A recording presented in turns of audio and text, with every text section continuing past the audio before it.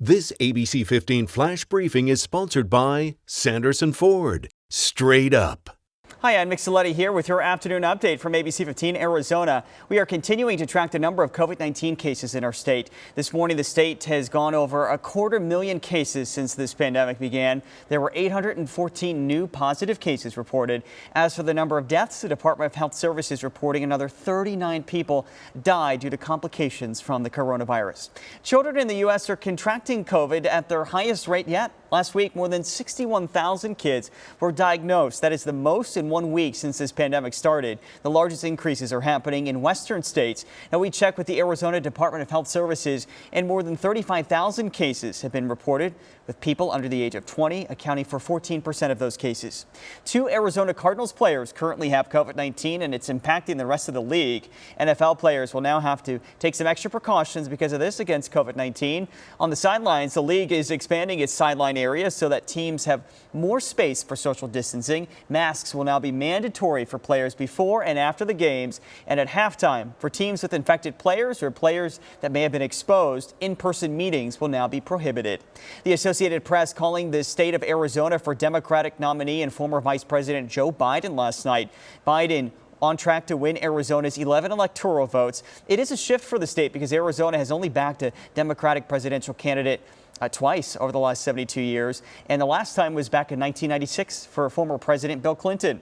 Arizona considered a key part of the Sun Belt states because of our changing demographics. Well, we know voter turnout playing a big role in the results of the election. This morning, we spoke with political analyst Stan Barnes about Arizona's shifting political landscape. He says he is surprised about how the state voted. This is a big day for Arizona to have what apparently is 2 Democratic U.S. senators, first time in decades, not to mention Donald Trump losing.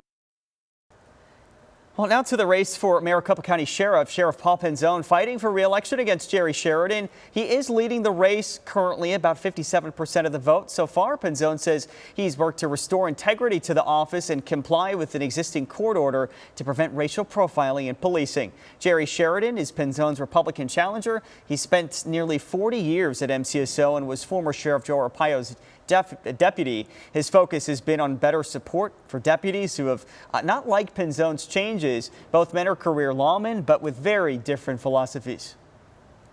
I just feel like law enforcement is at a pivotal juncture, and we have such a great opportunity to restore the trust of our community, to make changes that are necessary to build that relation back to where it should be. To give up my retirement to do this, it was a thing of love and passion for my MCSO family and the job that they do for the citizens of this county. Well, last night, the election was the first time since 1988 that Joe Arpaio wasn't on the ballot for Maricopa County Sheriff. Investing in education, voters appear to be approving Prop 208. Currently, this is leading by 53%. That's the yes votes there. This would add a 3.5% surcharge on taxable annual income for people, individuals that is, making $250,000 or more, or $500,000 if you're a married couple. Superintendent of Public Instruction, Kathy Hoffman, telling us it is clear that Arizonans want to fund public schools. Arizona voters have said yes to the legalization of recreational marijuana. Prop 207 has passed with a big margin after narrowly failing 4 years ago. This means that people over 21 will now be able to possess up to an ounce of marijuana without any penalties.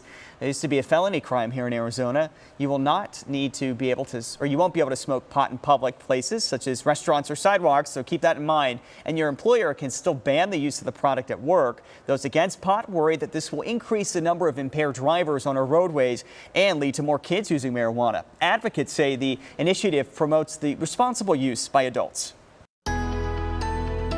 Time now for that most accurate forecast. I'm meteorologist Iris Hermosillo. It is going to be another warm day across the state. Look for a high of 93 degrees in Phoenix. Temperatures in the upper 70s today in Prescott and in Payson. Upper 60s in Flagstaff with highs in the mid 80s in Kingman. There's a slight chance for more showers in eastern and northeastern Arizona through the morning hours. Otherwise, looking at drier conditions today, and then high pressure builds in, and that's going to warm things back up. So after reaching a high of 93 yesterday, today we're right back up to 93 in Phoenix. But then we're up to 97 degrees on Thursday. Thursday, which would not only set a record for tomorrow's date, that would also be the warmest temperature we've ever recorded in the month of November. Temperatures then drop into the low 90s. Friday, we've got a storm system heading in this weekend that's going to cool us off significantly. But again, by Thursday, we could be talking record heat. So we got to get through that first. This weekend, 2 storm systems move in. They bring a chance for rain, more winds, and a big drop in temperatures. Highs in the 60s starting Sunday.